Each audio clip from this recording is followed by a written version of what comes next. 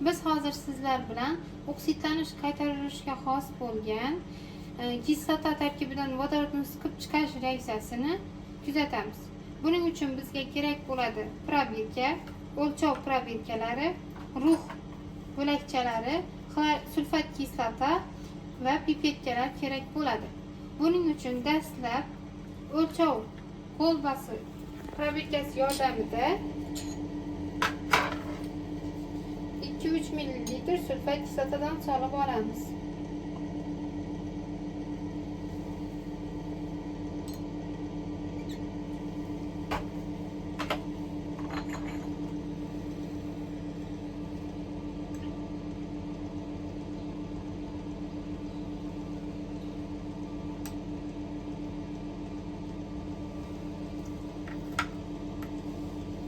Va uning ustiga rux bo'lakchasidan solamiz.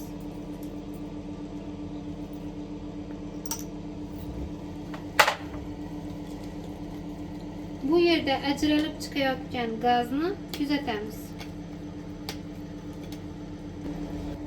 Ko'rib turganingizdek, bu reaksiyada rux sulfat kislota bilan reaksiyaga kirishib, rux sulfatni hosil qildi va vodorod gazini ajratib chiqardi. Bu reaksiyaning molekulyar va ionli tenglanmalarini yozib olamiz. Bu yerda oksidlovchi va qaytaruvchini aniqlaymiz. Sulfat kislota tarkibidagi vodorod oksidlovchi, rux esa qaytaruvchi vazifasini bajarib turibdi.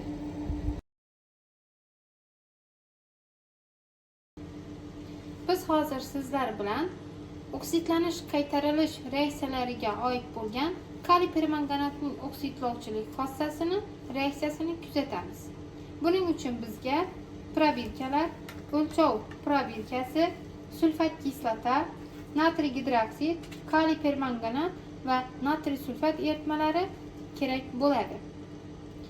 Avvalambor biz 3 ta probirka olib, har biriga 2 ml dan kaliy permanganat eritmasidan quyib olamiz.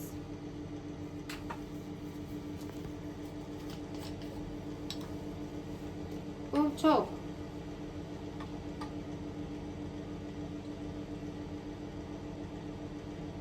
probirkasi orqali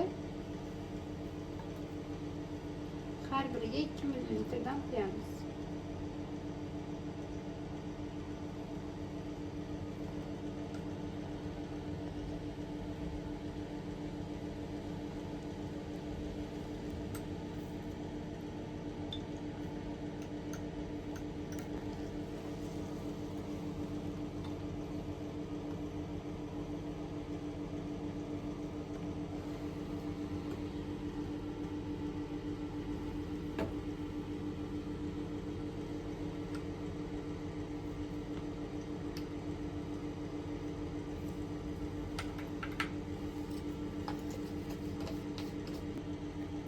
Mana solib oldik.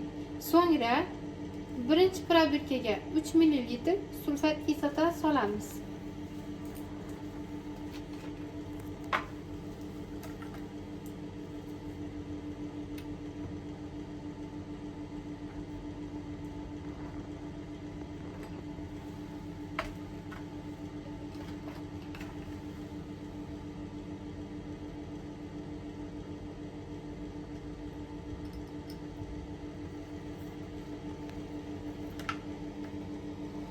Endi ikkinchi probirkamizga 3 ml distillangan suv solamiz.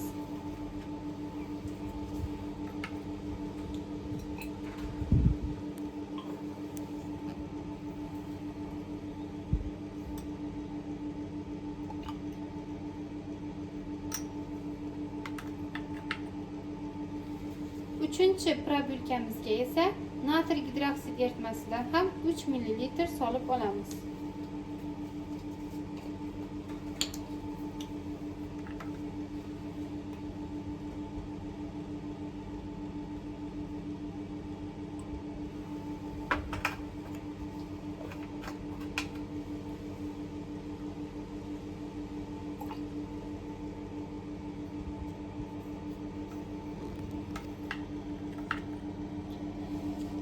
Hamma probirkalarga natriy sulfat eritmasidan 1 millilitrdan qo'shib chiqamiz.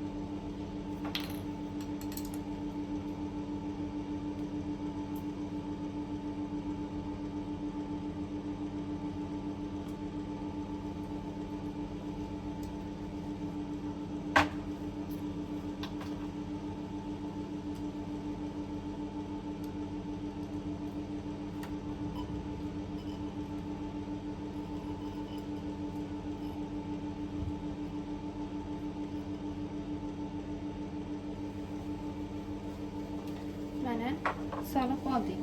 Natijalarni kuzatamiz. Natijani kuzatamiz. Ko'rib turganingizdek, kislotali sharoitda marganiz +790 darajasidan marganiz +290 darajasiga o'tadi. Ya'ni rangsiz yoki-da pushti juda zaif pushti rangga o'tishini kuzatamiz. Endi neytral yoki kam ishqoriy sharoitda esa marganiz +790 darajasidan marganiz +490 darajasiga o'tadi va jigar rangli eritmamiz hosil bo'ladi. Ishqoriy sharoitda esa marganiz yashil hosil bo'lishi mumkin, lekin oxirida marganiz 4 oksidiga ham o'tadi.